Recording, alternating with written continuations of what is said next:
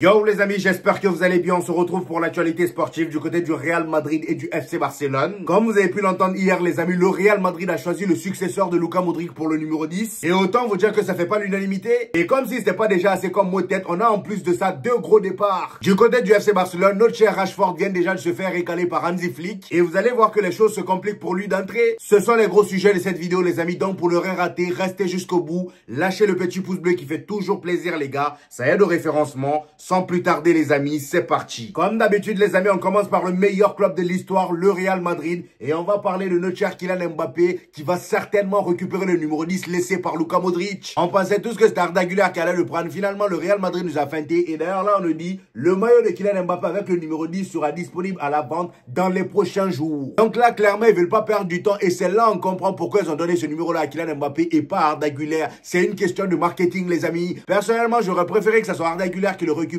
Mais connaissant l'amour de l'argent de Florentino Pérez, je savais qu'il y avait une forte probabilité que Kylian Mbappé le prenne. Dans le football actuel, tout est question de marketing les amis. Et c'est exactement ce que le média L'équipe nous dit. Écoutez attentivement, Kylian Mbappé portera le numéro 10 au Real Madrid la saison prochaine. Décision prise entre ambition sportive, marketing et héritage du club. Le choix du numéro 10 montre clairement que Kylian Mbappé sera l'un des visages centraux du projet de Xabi Alonso. Excusez-moi, mais même avec le numéro 9 là, c'était un visage. Comment ça, l'un des visages? La saison dernière, c'était le visage malgré qu'il n'avait pas le numéro 10 parce que c'était le joueur vraiment qui était le plus en vue. En tout cas, ce qui ressort le plus depuis cette annonce, c'est le manque d'unanimité. Les fans du Real Madrid sont pas tous d'accord. Il y a des supporters comme moi qui disent que c'est Arda Güler qui le méritait et il y en a d'autres qui disent que Kylian Mbappé l'a bien mérité. Et leur argument par rapport à Kylian Mbappé est que ce dernier est probablement le joueur le plus important du Real Madrid actuellement et qu'en plus de ça, Arda Güler n'a encore rien prouvé au Real Madrid. Sauf que là, les amis, je suis désolé, on parle d'un numéro et pas d'importance. Il s'agit surtout de positionnement et là, en l'occurrence, c'est le poste de numéro 10. C'est le meneur de jeu de l'équipe qui est censé porter ce numéro-là. Et aujourd'hui, je suis désolé de vous le dire, c'est Arda Güler qui est le meneur de jeu. Depuis quand le numéro 10 d'une équipe, c'est le plus croqueur de l'effectif. La saison dernière, Kylian Mbappé, c'est combien de passes décisives? Je crois 4 ou 5. Moi, je trouve qu'il était bien avec le numéro 9. Et en plus de ça, c'est un attaquant de pointe. Pourquoi se casser la tête? Après, j'ai envie de dire, ça reste un numéro. À la limite, je m'en fous un peu. Du moment où sur le terrain, on joue bien, c'est tout ce qui m'importe. Et pour revenir à Arda Güler, les amis, dites-vous que Xabi Alonso a eu une interview dernièrement avec un journaliste turc. Et là où on voit que la communauté turque, lorsqu'ils sont derrière toi, ils sont vraiment derrière toi. C'est des gens qui se soutiennent. Le gars, dès la fin de son interview, vous savez ce qu'il a demandé à Xabi Alonso? Il lui a tout simplement dit, fais jouer Arda Güler. Et Xabi Alonso lui a répondu, je le fais déjà. Vous voyez, il a profité de l'occasion pour appuyer son compatriote. Et ça, c'est très bien. Franchement, les gars, malgré ce début un peu mitigé de Xabi Alonso, je suis tellement content qu'il soit là. Parce que je suis sûr à 100% que si on était sous la magie de Don Carlos, le petit là n'aurait jamais joué. Toujours avec le Real Madrid, les amis. Après cette fête tabassée en Coupe du Monde des clubs par le Paris Saint-Germain, là, on nous dit que le Real Madrid et d'autres clubs veulent un mondial des clubs tous les 2 ans. Voilà. Ils veulent se venger rapidement parce que là, c'est pas passé.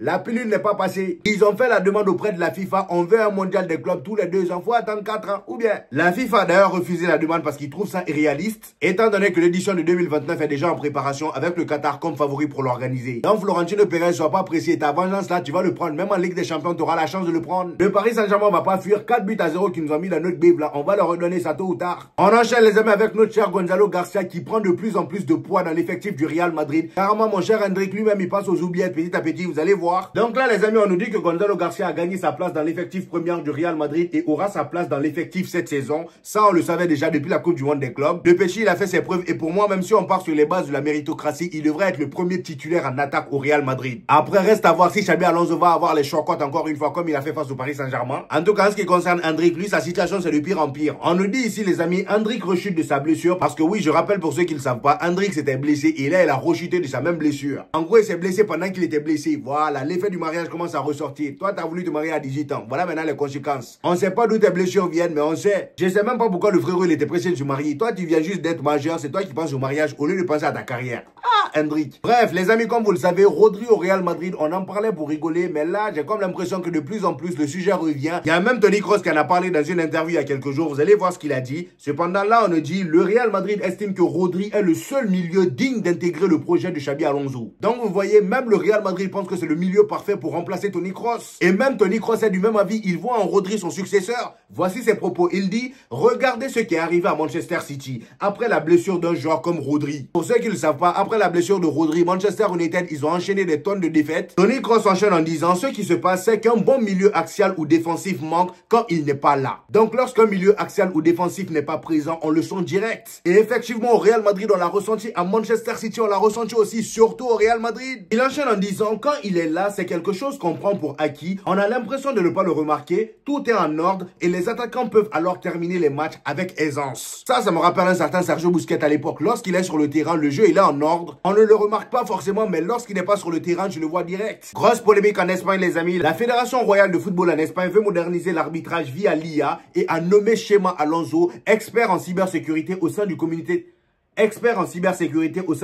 technique arbitral. Problème, cet expert en cybersécurité est le fan numéro 1 du Real Madrid. Là, on nous dit, Chema Alonso a affiché à plusieurs reprises son soutien au Real Madrid sur son propre compte Instagram. Selon le média Marca, son rôle ne lui permettra pas d'intervenir dans les décisions de la VAR, ni dans les nominations des arbitres, mais il jouera un rôle en tant que conseiller sur les outils d'IA à développer pour l'arbitrage en Espagne. Donc voilà, dites-vous que ça, c'est la grosse polémique qu'il y a en Espagne actuellement. Après, j'ai envie de dire, ils ont un peu raison. Malgré que je sois madrilène, je reconnais quand même que c'est un peu bizarre.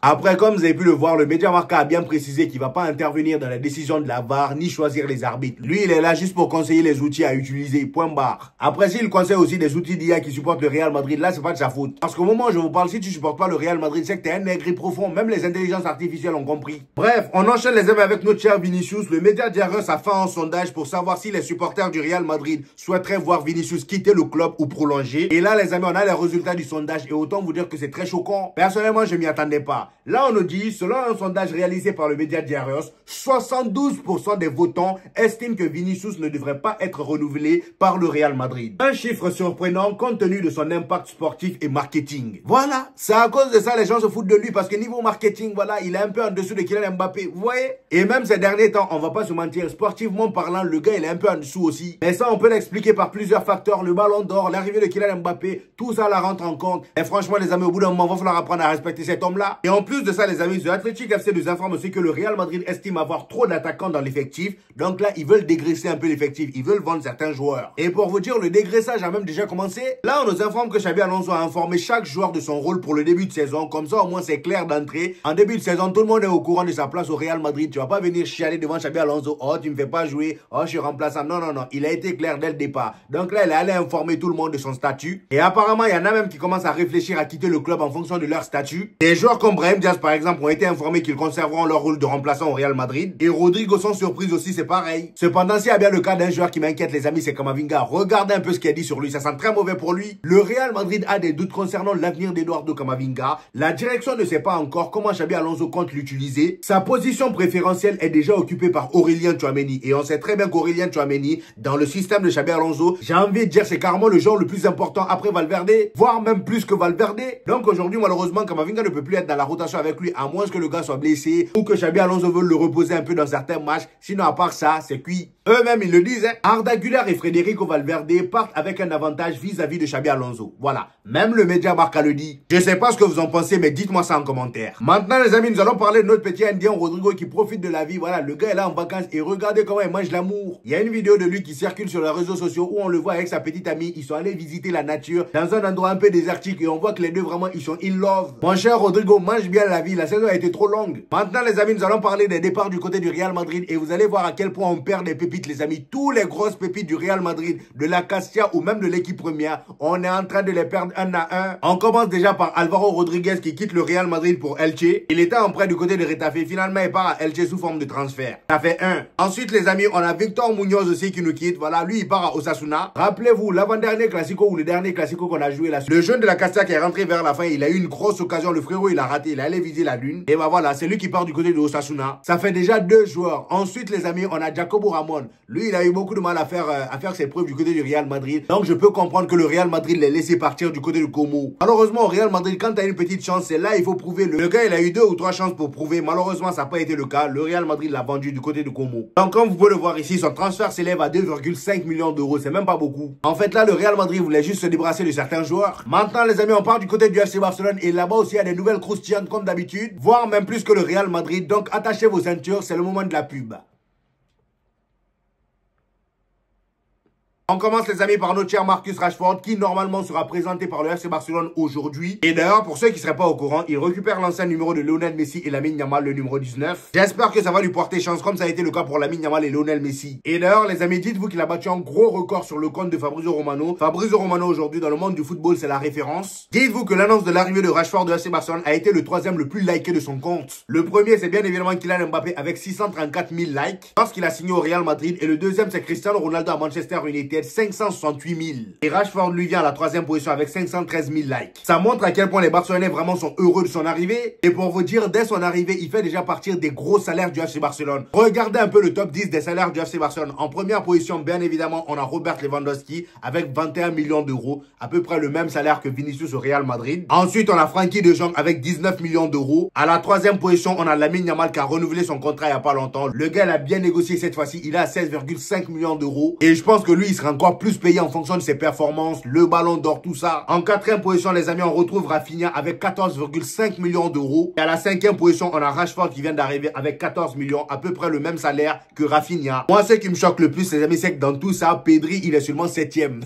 Pedri, il est 7e, les amis. Augmentez un peu le salaire du petit là. Il mérite pas d'être 7e. Lui, pour moi, il est dans le top 5. Dites-moi en commentaire d'ailleurs, quel joueur ne mérite pas son salaire ici? Toujours avec Marcus Rashford, les amis, très mauvaise nouvelle pour lui. D'après le Mediasport, Marcus Rashford arrive avec un statut de remplaçant au FC Barcelone. Hansi Flick ne le voit pas comme un numéro 9, mais plutôt comme un super sub parfait sur l'aile. Donc il sera là pour épauler Lamine Yamal et Rafinha lorsqu'ils seront fatigués. Et apparemment Rashford lui-même a été informé de ça, il le sait pertinemment. On lui a aussi précisé que Lamine Yamal et Rafinha sont des intouchables. Et à vrai dire, je peux comprendre, le Barça en réalité n'avait même pas besoin de recruter tellement ils ont un effectif complet. C'est pourquoi dans ma dernière vidéo, je vous ai dit que le Barça a fait un meilleur choix en recrutant Marcus Rashford que Nico Williams. Alors que Nico Williams ou Luis Diaz, s'il vient au FC Barcelone, c'est pas pour être remplaçant, ça on le sait. Et c'est tout ça là qui aurait pu créer de la zizanie, des histoires par-ci par-là. Là au moins tout est clair dès le départ et je trouve ça bien. Comme ils ont dit, Rafinha et Lamine Yamal sont intouchables. Et Robert Lewandowski, lui, son remplaçant, c'est la ferraille. En parlant de Lamine Yamal, les amis, dites-vous que Sergio Ramos l'a un peu complimenté lors de sa dernière conférence de presse. Voici ses propos. Il dit Lamine Yamal, c'est pas une promesse. En gros, c'est pas un joueur prometteur. C'est déjà du solide. Le foot, c'est lent, mais le gamin explose les stats et fait des dingueries pour son âge. Il est décisif, il a une grosse personnalité. Je lui souhaite le meilleur, même s'il est au Barça. Le plus important, c'est qu'il mouille le maillot pour l'Espagne. Le fait qu'il soit au niveau est une super nouvelle pour l'Espagne. Donc voilà, malgré la rivalité, Sergio Ramos est prêt à reconnaître que Lamine Yamal, c'est un vrai crack. Et à vrai dire, il a raison. Pour vous dire à quel point le gamin n'a pas le temps, dites-vous que lorsque Xavi était entraîneur du FC Barcelone, il voulait faire monter le petit en équipe première dès l'âge de 15 ans. Oui, 15 ans seulement. Il y a Jordi Cruyff qui a fait une déclaration en disant Xavi voulait faire débuter Lamine Yamal encore plus tôt. Voici ce qu'ils ont dit à Xavi. Xavi, il a 15 ans, il n'est pas protégé. S'il joue 10 matchs et montre ce que nous voyons déjà en lui, il n'a pas de contrat. Nous le mettons sur le marché des transferts sans aucune protection. En gros, c'était risqué de faire débuter Lamine Yamal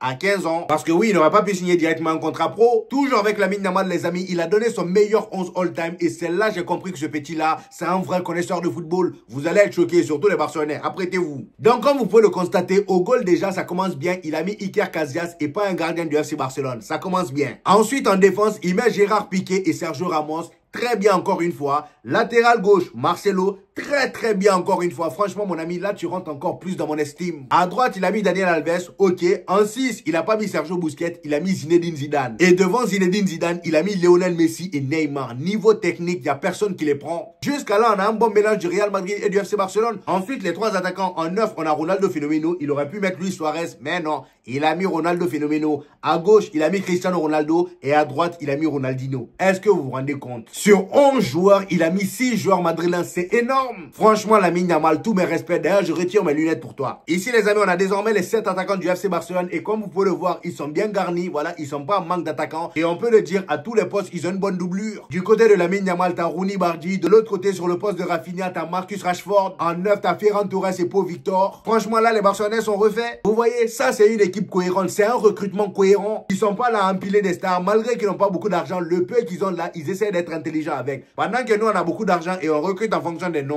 Et on recrute gratuit en plus. Si c'est pas gratuit, on n'achète pas. C'est ça notre problème. Les amis, on a les nouvelles de notre cher Stegen. Comme vous pouvez le voir, il s'entraîne toujours en dehors du groupe. Et comme par hasard, au moment où le photographe prend cette photo, il a la fameuse position.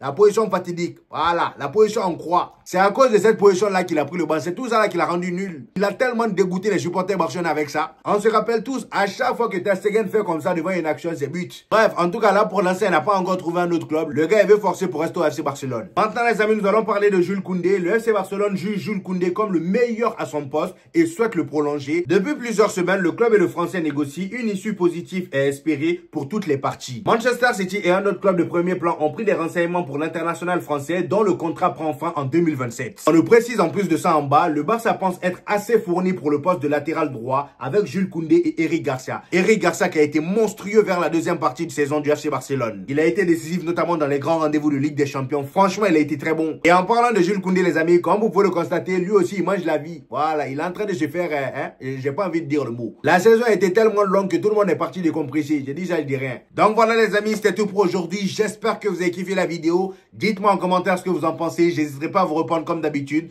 N'oubliez pas le petit pouce bleu qui fait toujours plaisir les gars. Ça aide au référencement. Pour ceux qui viennent de me découvrir, ici on fait des vidéos débriefs des matchs du FC Barcelone et du Real Madrid. Et quand il n'y a pas de match, on fait des vidéos actualités. Donc abonnez-vous pour ne rien rater. Et on se dit au prochain épisode les gars. Peace!